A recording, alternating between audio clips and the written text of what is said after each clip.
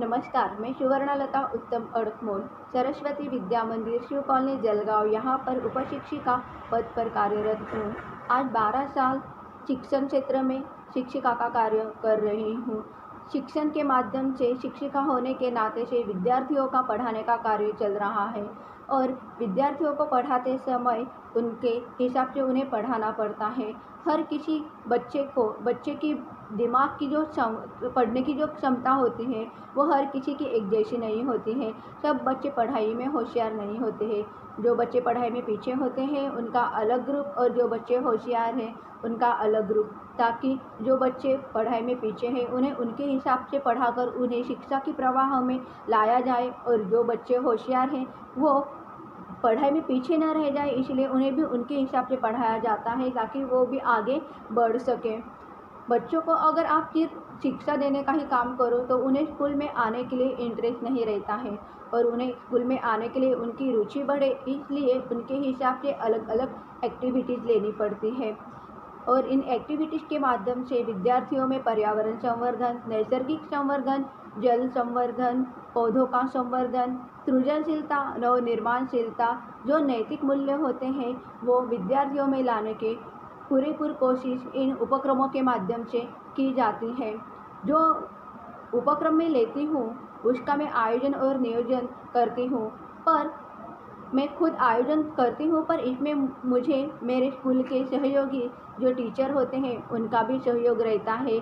ख़ास तौर पर मेरी सहयोगी है सविता ठाकरे, उनका ज़्यादा अमूल्य सहयोग रहता है उपक्रम लेने में। तथा स्कूल में हम जो एक्टिविटीज़ लेते हैं, हमारे बच्चे क्या कर रहे हैं, हमारे स्कूल में क्या चल रहा है, वो लोगों के सामने लाने के लिए, मीडिया के माध्यम से सामने लाने के लिए मुझे मौलाना आज़ाद के फिरोज शेख सर, सत्यमेव जयते के चेतन निम्बोलकर तथा जनशक्ति के शरद भालेराव, रेतेशा वाली ध्रुवा राठौड़ सर, इन जैसे कई पत्रकारों का भी मुझे सहयोग रहता है। लोकमत के मिलिंद कुलकर्णी सर, इनका भी ज़्यादा अच्छा सहयोग रहता है, तभी मैं अपने उपक्रम अच्छी तरह से ले सकती हूँ और उपक्रमों के माध्यम से विद्यार्थियों में अलग अलग नैतिक मूल्य भी लाने की कोशिश कर रही हूँ।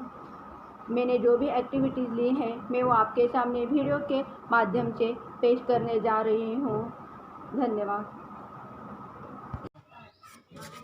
वाचन लेखन से ज़्यादा विद्यार्थी प्रैक्टिकली जल्दी सीखते हैं, इसलिए चावल दाल के दानों से अंक बनाने का उपक्रम लिया ताकि विद्यार्थी को अंकों का पहचान जल्दी हो सके और इसका फ़ायदा यह रहा कि अंक बनाने के माध्यम से विद्यार्थी जल्द अंक पहचानने लगे। हर साल भारत सरकार पौधा लगाने का अभियान लेती है। इस अभियान में शामिल होकर जहाँ पर खुला मैदान हो वहाँ पर सीड बॉल लगाए जाते हैं तथा जिन बच्चों के घर के आसपास खुली ज़मीन रहती है उन्हें पौधा लगाने के लिए पौधे दिए जाते हैं और पर्यावरण का संवर्धन हो, बच्चों को नैसर्गिक वन संरक्षण क्या होता है ये समझ में आए, इसलिए इस उपक्रम का हर साल आयोजन और नियोजन किया जाता है। जुलै रोजी वृक्षारोपण संवर्धन दिनानिमित्त श्री सरस्वती प्राथमिक विद्या मंदिरातर्फे 31 जुलै आजच हा दिवस साजरा करण्यात आलेला आहे त्या पूर्वसंध्येलाच। आणि वृक्षारोपण संवर्धन आपण वैयक्तिकरित्या प्रत्येक शाळेमध्ये शिकवलं जातं, परंतु व्यवस्थित प्रॅक्टिकली मुलांना ज्ञान मिळावं असा प्रयत्न आमच्या या शाळेतील अडकमोल मॅडम यांचा। खरं तर त्यांचा हा उपक्रम हा वैशिष्ट्यपूर्ण की लॉकडाऊनसुद्धा देखील त्यांचा हा प्रयत्न असणं खरंच खूप महत्त्वाचं आणि त्यांनीच आज विद्यार्थ्यांना कडीपत्त्याचे रोपं दिले, म्हणजे अगदीच्या प्रत्येक घरात दररोज लागते असं रोप त्यांनी प्रत्येक विद्यार्थ्याला दिलेलं आहे। आणि विशेष उपक्रम असा आहे की नुसतं रोपच नाही दिलं तर त्यासोबत त्यांना एक विशिष्ट संदेश दिला आहे की दरवर्षी शिक्षक तुमच्या घरी येऊन हे रोप आहे किंवा नाही, ते जगलंय किंवा नाही किंवा कसं जगलंय हे बघण्यासाठी येणार आहे आणि बघितल्यावरती त्या रोपाचा वाढदिवस देखील साजरा केला जाणार आहे। ज्या विद्यार्थ्यांची ही रोपं जगलेली असतील त्यांना शैक्षणिक साहित्य मिळणार आहे आणि यातल्या विद्यार्थ्यांना वृक्षारोपण संवर्धनाचा खरा संदेश मात्र जाणार आहे। खरं कौतुक या शिक्षकांचं व या उपक्रमाचं, ज्यांनी हा सुचवला आणि प्रत्यक्षात आणलं आणि या उपक्रमात सहाय्य करण्यासाठी शाळेच्या मुख्याध्यापिका Vasane madam, Brahmankar madam, Bharambe madam, Thackeray madam, त्याचप्रमाणे मौलाना आझाद फाउंडेशनचे अध्यक्ष फिरोज सर, चेतन निंबोळकर सर असतील, घुले सर असतील, या सर्वांचंच खूप वैशिष्ट्यपूर्ण असं सहकार्य लाभलं. त्याबद्दल मी सर्वांचे आभारी आहे. सूरज की किरणें जब पड़ती है धरती पर तभी होता है सवेरा सवेरा. पेड़ लगाओ धरती बचाओ तभी कर पाओगे इस पे बसेरा. हर साल रिमांड होम के बच्चे, अनाथ आश्रम के बच्चे, पुलिस भाइयों को राखी बांधकर रक्षाबंधन मनाई जाती है. हमारे देश के रक्षक करने वाले ये पुलिस लोग भी हमारे रक्षण करते हैं. ये बात लड़कियों को, बच्चों को समझने चाहिए. इसलिए हर साल रक्षाबंधन मनाई जाती है. कृष्ण अष्टमी के जन्मदिन पर हर साल दही हंडी का आयोजन नियोजन करना. गणपति उत्सव में गणपति बाप्पा को फूलमाला चढ़ाए जाते हैं. बाद में वह निर्माल्य बन जाते हैं. इस निर्माल्य को नदी में बहाकर नदी का पानी दूषित होता है. ऐसा न करके उन्हें पेड़ों पौधों के आसपास गड्ढा करके उसमें डाले जाते हैं ताकि नदी का पानी प्रदूषित न हो, जल प्रदूषित न हो. महाराष्ट्र के खानदेश में भुलाबाई महोत्सव मनाया जाता है और छोटे बच्चों को यह मनाने में बहुत उत्साह रहता है. इसलिए हर साल एक दिन के लिए भुलाबाई महोत्सव का आयोजन तथा नियोजन करती हूँ. दशहरे के दिन पर पेड़ पौधे को काटकर रावण दहन किया जाता है. ऐसे न करते हुए परिसर में होने वाले कागज कूड़ा कचरा को जलाकर रावण दहन करो ताकि पेड़ बचें. बच्चों के अंदर होने वाले कला गुणों को सामने लाने के लिए आकाश कंदील दीपावली के अवसर पर बनाए जाते हैं. ये आकाश कंदील स्कूल में लगाकर तथा दिए जलाकर दीपावली उत्सव मनाया जाता है. बच्चों के स्कूल में आने के लिए रुचि बढ़ाने के लिए हर साल पिकनिक का आयोजन तथा नियोजन करती हूँ. सभी धर्म समभाव यह मूल्य विद्यार्थियों में लाने के लिए क्रिसमस के दिन पर क्रिसमस सांता क्लॉज विद्यार्थियों को बनाकर इस दिन को मनाया जाता है. विद्यार्थियों को सांता क्लॉज बहुत पसंद होता है. इस कारण यह क्रिसमस स्कूल में आयोजित किया जाता है. नया साल का जल्लोष के साथ स्वागत किया जाता है. इस अवसर पर विद्यार्थी हैप्पी न्यू ईयर पर ग्रीटिंग कार्ड बनाते हैं और नए साल का स्वागत करते हैं. मकर संक्रांति के अवसर पर पतंग महोत्सव का आयोजन तथा नियोजन किया जाता है. 14 फरवरी यह वैलेंटाइन डे इस नज़र से देखा जाता है, पर इस स्कूल में मातृ-पितृ दिवस से पहचाना जाए, इसलिए मातृ-पितृ दिवस का आयोजन और नियोजन करती हूँ. छोटे बच्चों को बलून बहुत पसंद होता है और उनकी व्यायाम में रुचि बढ़े, इस कारण बलून को उनके हाथों को हल्के से बांधकर कवायद ले जाते हैं ताकि बच्चे मन लगाकर कवायद करें और उनका शरीर तंदुरुस्त रहे. इसलिए फुगे कवायद यानी बलून व्यायाम का आयोजन और नियोजन करती हूँ. प्लास्टिक हमारे पर्यावरण के लिए हानिकारक है तथा भारत सरकार की तरफ से ली गई प्लास्टिक बंद के अभियान में शामिल होकर रैली निकालकर प्लास्टिक बंद का जन जागृति की तथा दुकानदार, सब्जियां बेचने वालों को कागज़ की थैलियां बनाकर उन्हें मुफ्त दी. मराठी राजभाषा दिन पर मराठियों में प्रकाशित होने वाले वृत्तपत्रों का वाचन करने का उपक्रम लिया गया. सरकार के द्वारा आयोजित किया गया स्वच्छता पंधरवाड़ा अभियान में सहभाग लेकर आयोजन तथा नियोजन किया. विज्ञान दिवस पर विज्ञान प्रदर्शन रखकर विद्यार्थियों को विज्ञान का महत्व समझाना. होली के अवसर पर विद्यार्थी केमिकल रंग से होली खेलते हैं जिससे त्वचा खराब होती है। इस कारण होली खेलने के लिए नैसर्गिक रंग बनाने की कार्यशाला का आयोजन किया। इसका फ़ायदा यह रहा कि विद्यार्थी घर पर भी नैसर्गिक रंग बनाकर होली खेलें। 8 मार्च महिला दिन के अवसर पर क्लास में होने वाले सभी बच्चों को शैक्षणिक साहित्य का वाटप किया। स्वतंत्रता दिवस तथा प्रजासत्ताक दिन पर सांस्कृतिक कार्यक्रमों का नियोजन करती हूँ। Lokmanya Tilak, Mahatma Gandhi, doctor Babasaheb Ambedkar, Chacha Nehru, Radhakrishna, Sarvepalli, Rajmata Jijau, Savitribai Phule, Sant Gadge Baba Maharaj in जैसे महान नेताओं के जयंती पुण्यतिथि पर वक्तृत्व स्पर्धा, रंगबरन स्पर्धा, गीत गायन स्पर्धा उपक्रमों का आयोजन और नियोजन करती हूँ। कोरोना वायरस पर लेख लिखकर जन जागृति की तथा छोटे बच्चों को कोरोना वायरस की जानकारी कार्टून वीडियो बनाकर छोटे बच्चों तक पहुँचाएं।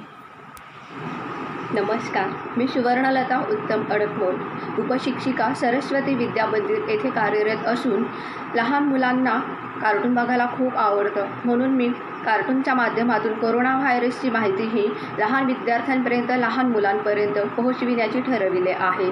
जर तुमच्या घरात लहान मुलं असतील किंवा तुमचे लहान विद्यार्थी असतील तर तुम्ही देखील त्यांना हा व्हिडिओ अवश्य दाखवा। नमस्कार विद्यार्थ्यांनो, कसे आहात सर्व? छानच आहात ना? असेच छान रहा। शाळेची आठवण येते की नाही? येते ना? हो, आम्हाला पण खूप आठवण येते विद्यार्थ्यांची। पण करणार काय? हा कोरोना जायचंच नाव घेत नाही तर आपली शाळा कधी सुरू झाली असती। पण आता हा कोरोना जात नाही तोपर्यंत तरी आता शाळा सुरू होणार नाही। कोरोना कोरोना कोरोना कंटाळलात ना नाव ऐकून?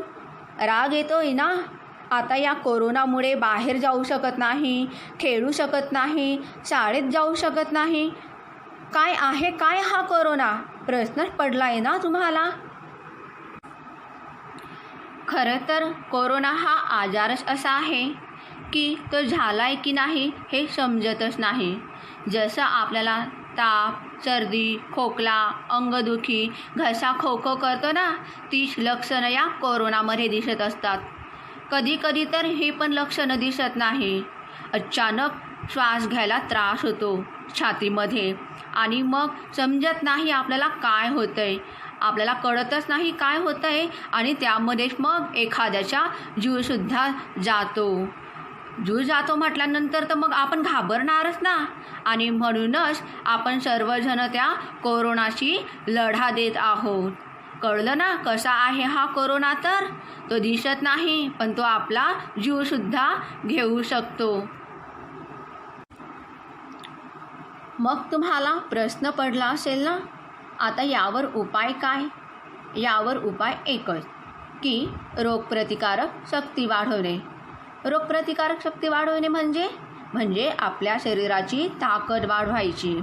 आणि जर तुम्हाला शरीराची ताकद वाढवायची असेल ना तर सर्वात आधी बाहेरचे सर्व पदार्थ खायचे बंद करायचे। Kachori, samosa, Maggi, noodle, biscuit, बंद पाकिटातले जे पदार्थ असतील ते सर्व बंद करायचे, तरच आपली रोगप्रतिकारक शक्ती लवकर वाढेल।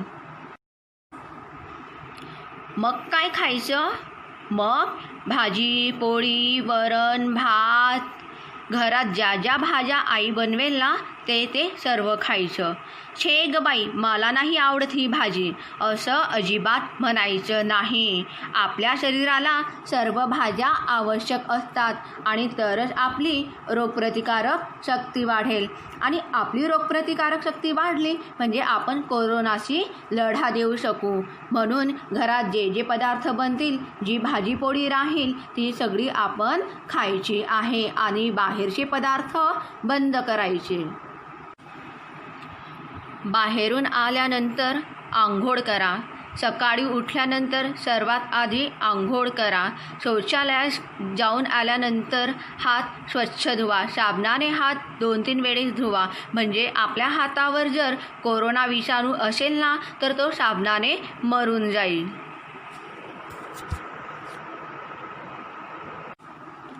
हा आजार होऊच नये म्हणून आपण उपाय आणि खबरदारी घेतली पाहिजे. आपल्या हातावर सॅनिटायझर लावूनच घराच्या बाहेर पडा. कोणाशीही बोलताना 2 फूट अंतर ठेवूनच बोला. चेहऱ्यावर कायम मास्क असू द्या.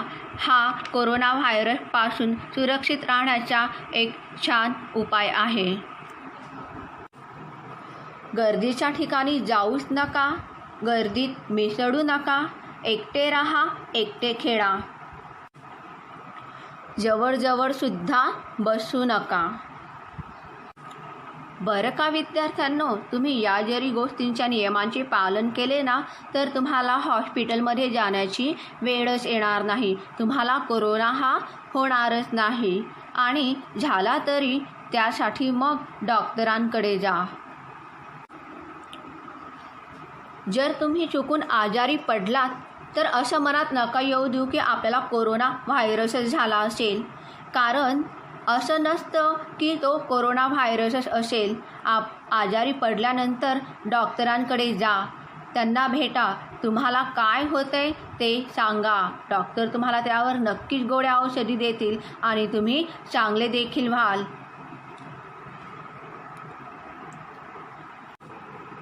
मग समजलं ना काय आहे कोरोना हा? तर इथून पुढे घरात राहा आणि सुरक्षित राहा. आणि हो, स्वतःची काळजीसुद्धा घ्या.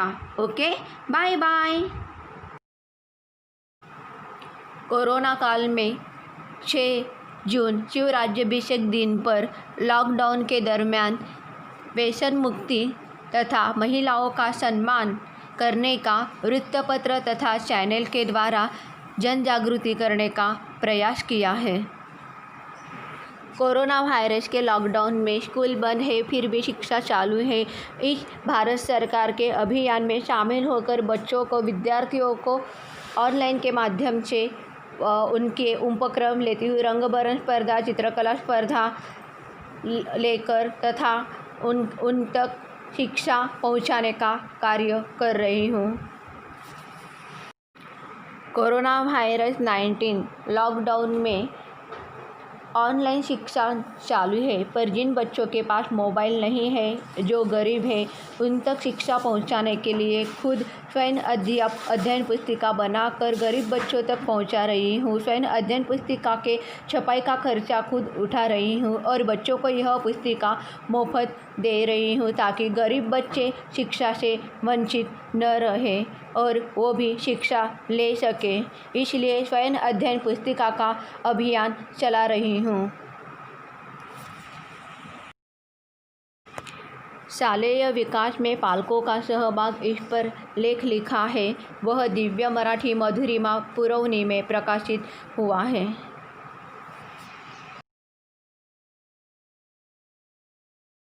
विद्यार्थियों के लिए कुछ न कुछ उपक्रम लेती रहती हूँ. इस कारण मुझे मौलाना आज़ाद की तरफ से डॉक्टर बाबा साहेब आम्बेडकर आदर्श शिक्षिका पुरस्कार तथा जनसंग्राम लोक मंच की ओर से राष्ट्रसंत गाडगे बाबा लोकमित्र सम्मान पुरस्कार, खानदेश गौरव पुरस्कार, जिल्हा स्तरीय आदर्श शिक्षिका पुरस्कार, अवार्ड सम्मान सोहळा, नारी शक्ति पुरस्कार, इन जैसे कई पुरस्कारों से सम्मानित किया गया है.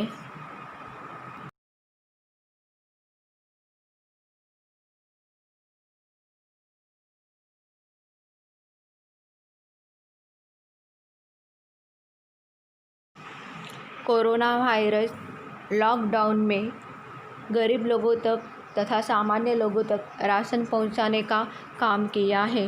राशन दुकान पर कोरोना योद्धा बनकर लोगों तक राशन पहुंचाने का कार्य किया.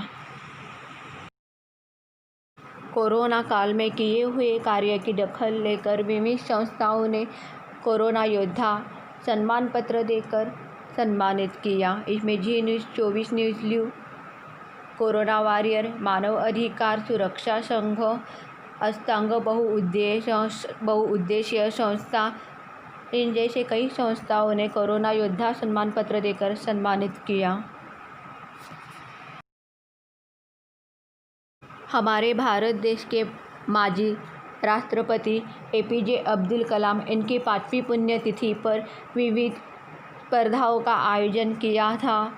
उसमें पार्टिसिपेट होने के कारण APJ Abdul Kalam international foundation की ओर से सम्मानित किया गया।